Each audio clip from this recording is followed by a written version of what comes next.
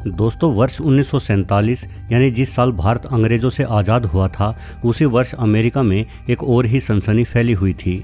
इस वर्ष fighter plane उड़ाने वाले एक फौजी पायलट ने अपनी उड़ान के दौरान अमेरिका के पश्चिमी तट पर एक अजीब सी चीज़ आसमान में देखी।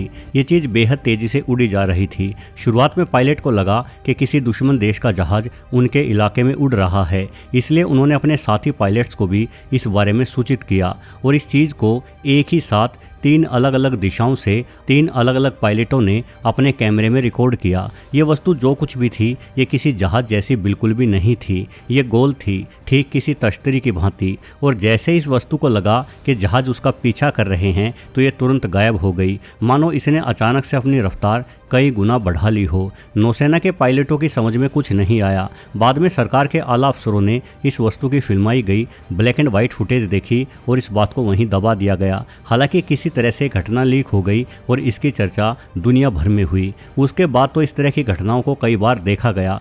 50 के दशक में तो दुनिया के हर कोने से इन तश्तरियों को देखा जाने लगा और ये माना जाने लगा कि इंसान शायद अकेला जीव नहीं है। इस आसमान में उड़ने लायक यंत्र बनाने वाला कोई और भी है जो ये काबिलियत हासिल कर चुका है। आखिर वो कौन है? निश्चित रूप से वो इस ग्रह का तो नहीं है, क्योंकि पृथ्वी पर हमसे बुद्धिमान कोई नहीं है। तो भला आखिर कैसे हमारे आसमान में वो चीज़ें उड़ रही हैं जिन्हें पहचानने में हम पूरी तरह से असमर्थ हैं? चलिए आज के वीडियो में यही खोजबीन करते हैं। दोस्तों, यूएफओ अर्थात अनआइडेंटिफाइड फ्लाइंग ऑब्जेक्ट, जिसे हिंदी में अज्ञात उड़न वस्तु कह सकते हैं, को देखे जाने का दावा कोई नई बात नहीं है। हम मानते हैं कि ये ऐसे यान हैं जिन पर एलियन यानी परग्रही सवार होकर हमारी पृथ्वी की ओर आते हैं, किंतु इस तरह की घटना को साबित कैसे किया जाए, ये एक बड़ा सवाल है। मेरे ख्याल से इंसान ही इस बात का सबूत है कि एलियन हमारे ग्रह पर आ सकते हैं। इंसान को पृथ्वी पर सिर्फ 2 से 3 लाख साल पुराना जीव ही माना जाता है। उससे पहले हमारा अस्तित्व नहीं था। भले ही आपको लाखों वर्ष सुनने में अधिक लगे, किंतु हमारे सौरमंडल के जन्म के इतिहास को देखें तो ये बहुत ही थोड़ा समय है, और इस थोड़े समय में भी हम इंसानों ने अपने ग्रह से बाहर जाने में सफलता प्राप्त की है। हम चंद्रमा पर इंसान भेज चुके हैं और मंगल की तैयारी कर रहे हैं। ये माना जाता है कि डायनासोर इस पृथ्वी पर करीब 16 करोड़ वर्षों तक जीवित रहे। जरा कल्पना कीजिए, सिर्फ 2 लाख सालों से अस्तित्व में रहा इंसान यदि डायनासोर जितने लंबे समय तक यानी करोड़ों वर्षों तक पृथ्वी पर बना रहा तो हमारा विज्ञान कहां पहुंच चुका होगा। निश्चित तौर पर हम अपने सौरमंडल से बाहर के ग्रहों तक भी जाना आना शुरू कर चुके होंगे। ऐसे में बहुत अधिक संभावना बनती है कि पृथ्वी पर ना सही किंतु ब्रह्मांड के किसी अन्य ग्रह पर इंसानों जैसा कोई बुद्धिमान प्राणी पिछले करोड़ों वर्षों से रह रहा हो। ऐसे में उस प्राणी ने हमारी पृथ्वी और इस पर बसे जीवन को खोज लिया होगा और उसी ग्रह के प्राणी हमारी ओर आते हैं। अमेरिका के पेन स्टेट यूनिवर्सिटी में पढ़ाने वाले प्रोफेसर ग्रेग एगिगिन कहते हैं कि वर्ष 1945 के बाद अचानक से यूएफओ दिखाई देने की घटनाएं घटित होने लगी। अमेरिका में वाशिंगटन, यूरोप में इटली और स्पेन के साथ साथ लैटिन अमेरिका में भी अनेकों यूएफओ एक के बाद एक देखी गई। इन प्रोफेसर साहब का मानना है कि मुमकिन है ऐसा हिरोशिमा और नागासाकी पर परमाणु बम गिरने के कारण हुआ। शायद एलियंस के पास इतनी उन्नत तकनीकें हैं कि उन्होंने दूर बैठे ही पृथ्वी पर होने वाले परमाणु विस्फोटों को पकड़ लिया और उन्हें लगा कि मुमकिन है कि इंसान अब पृथ्वी को कहीं समाप्त न कर दे। इसलिए उत्सुकतावश या पृथ्वी की सुरक्षा को मद्देनजर रखते हुए ये एलियन पृथ्वी पर बार बार आते रहे। वास्तव में पृथ्वी जीवन जीने के हिसाब से बेहद शानदार ग्रह है। ऐसे खूबसूरत ग्रह ब्रह्मांड में दुर्लभ होते हैं, इसलिए हर कोई चाहेगा कि पृथ्वी सुरक्षित रहे। और आज का इंसान इतनी ताकत हासिल कर चुका है, इतने घातक हथियार बना चुका है कि इंसान इस पृथ्वी को बुरी तरह से तहस नहस कर सकता है।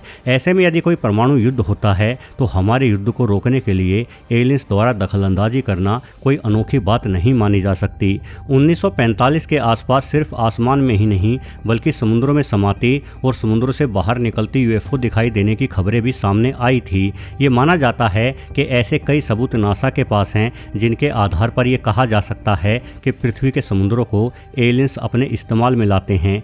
डेविड गरश नामक पूर्व वरिष्ठ अमेरिकी खुफिया अधिकारी ने अपने एक इंटरव्यू में बताया था कि अमेरिका कई वर्षों से एलियन से संपर्क स्थापित करने का एक खुफिया प्रोजेक्ट चला रहा है और इस प्रोजेक्ट में कई सारे दुर्घटनाग्रस्त हुए यूएफओ के टुकड़े अमेरिका ने अपने कब्जे में किए हैं। इन यूएफओ की तकनीक पूरी तरह से हमारी समझ से बाहर है। हम आज तक ये भी नहीं समझ पाए हैं कि आखिर ये एलियन इन यूएफओ को उड़ाने के लिए किस प्रकार का ईंधन इस्तेमाल करते हैं।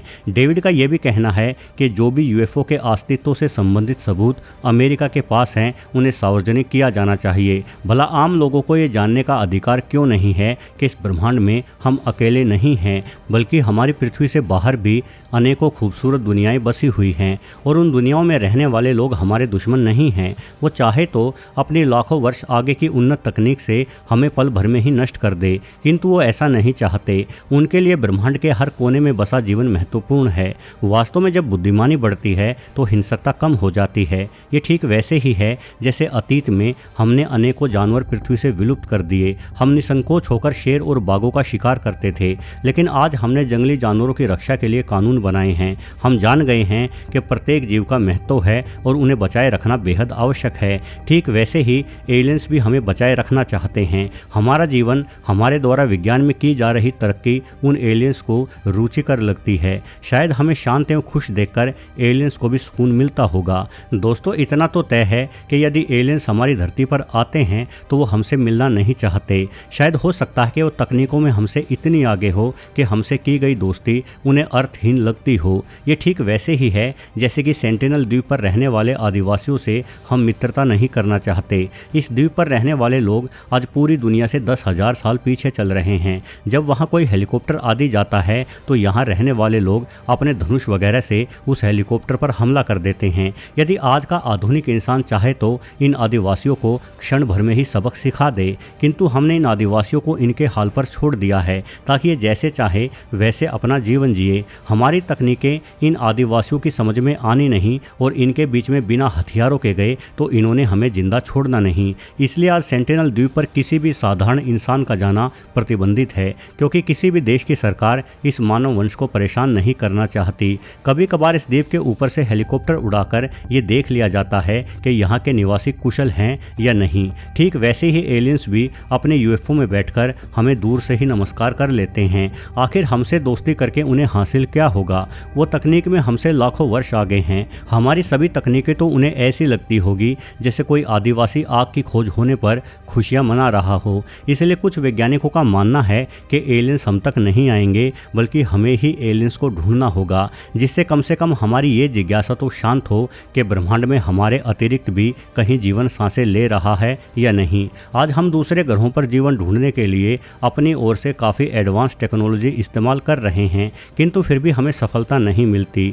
असल में इतने विशाल ब्रह्मांड में जीवन ढूंढ पाना कोई आसान कार्य नहीं है, खास करके तब जब हमें ये पता ही नहीं हो कि हमें अपनी खोज की शुरुआत कहाँ से करनी है। उदाहरण के लिए, यदि आपके पास दिल्ली के किसी बंदे का एड्रेस है तो आप उस बंदे को दिल्ली में ही ढूंढेंगे। ऐसा नहीं है कि उस बंदे की खोज आप राजस्थान से शुरू कर देंगे। खोज का यही सिद्धांत एलियंस पर भी लागू होता है। यदि हमें पता हो कि अमुक तारे के अमुक ग्रह पर जीवन है तो हम अपनी सारी तकनीकें उसी ग्रह पर जीवन खोजने में लगा देंगे, क्योंकि हमारे पास जीवन होने का एड्रेस है। किंतु अभी हमारी खोज बिना एड्रेस के ही चल रही है। इस ब्रह्मांड में अरबों खरबों तारे हैं और ग्रहों की संख्या तो इतनी अधिक है कि शायद हमारी अंक प्रणाली ही छोटी पड़ जाए और हमें कोई जानकारी नहीं है कि हम किस ग्रह पर जीवन की खोज करें। हम तो बस एक के बाद एक अपनी खोज किए जा रहे हैं। इस तरीके से खोज करना भूसे के ढेर में सुई ढूंढने से भी अधिक मुश्किल कार्य है। एक बात और, दो तारों और ग्रहों के बीच की दूरी इतनी अधिक है कि हम और हमारी सारी तकनीक